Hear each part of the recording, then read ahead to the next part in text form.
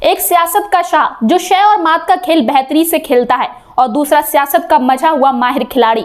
जब इन दोनों की आधी रात को मुलाकात हुई तो फिर हल्ला, गदर या हंगामा, जो समर्थी शब्द हैं वो सब मच गया। हम बात कर रहे हैं गृह मंत्री अमित शाह और उत्तराखंड के मुख्यमंत्री पुष्कर सिंह धामी की। दोनों नेताओं की मुलाकात ने ऐसा गदर काटा है कि विरोधियों के माथे का पसीना नहीं सूख रहा और सूखे हलक को तर करने के लिए बार बार पानी का घूंट पी रहे हैं। उत्तराखंड में बीजेपी का मुकाबला कांग्रेस से है और कांग्रेस को 2014 के बाद से लगातार बीजेपी के सामने मुंह की खानी पड़ी है। ऐसे में जब इन दोनों दिग्गजों की मुलाकात हुई तो फिर कांग्रेस को सबसे ज्यादा डर सताने लगा है। इधर अमित शाह एक तीर से दो निशाने साधने लगे हैं। जहां उत्तराखंड की सियासत स्थिति को भांपा है तो वहीं दूसरी तरफ ऐसे मुद्दों पर धामी को साथ लिया है जिसको लेकर लगातार हल्ला मचा हुआ है। आधी रात को इन दो दिग्गज नेताओं की मुलाकात में सियासी पारा हाई कर दिया है। अमित शाह और सीएम धामी की मुलाकात के बाद अमित शाह में एक अलग ही जोश देखने को मिल रहा है।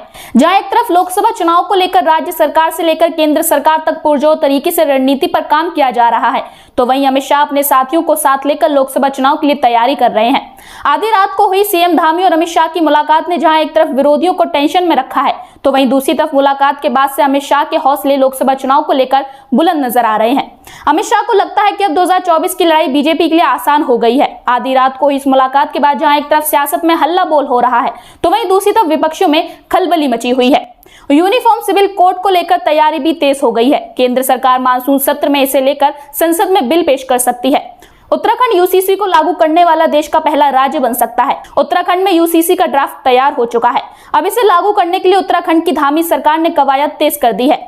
देर रात सीएम पुष्कर सिंह धामी और दिल्ली के केंद्रीय गृह मंत्री अमित शाह की मुलाकात की जानकारी के मुताबिक बैठक में यूसीसी को लेकर बातचीत हुई। सूत्रों का यह भी कहना है कि इस बैठक में ड्राफ्टिंग कमेटी की अध्यक्ष जस्टिस रंजना देसाई भी मौजूद रहीं। सूत्रों का कहना है कि इस ड्राफ्ट में शादी से लेकर तलाक और बच्चा गोद लेने से लेकर डिवाइन तक के मुद्दे शामिल किए गए हैं। सूत्रों के अनुसार शादी का रजिस्ट्रेशन अनिवार्य और हलाला इबादत पर रोक लगेगी। इसके अलावा लिव इन रिलेशनशिप का ब्यौरा देना भी जरूरी होगा। इतना ही नहीं, ड्राफ्ट में जनसंख्या नियंत्रण को लेकर भी बातें शामिल की गई हैं। उत्तराखंड में अब लिव इन रिलेशनशिप में रहने के लिए डिक्लेरेशन देना जरूरी होगा।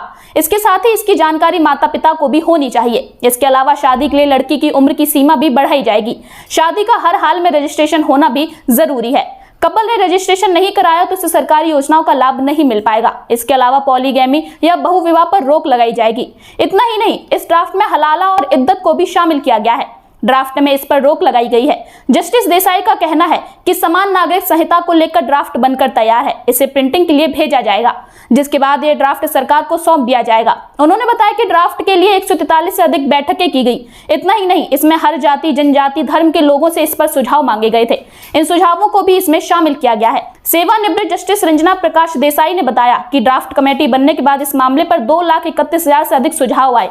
20,000 से अधिक लोगों से इसको लेकर बातचीत की गई है। कमेटी ने हर पहलू को जानने के लिए समिति का गठन भी किया था, जिसमें कई बैठकें की गई। ड्राफ्ट कमेटी ने बॉर्डर के गांव माड़ा से लेकर दिल्ली तक कई बैठकें की है।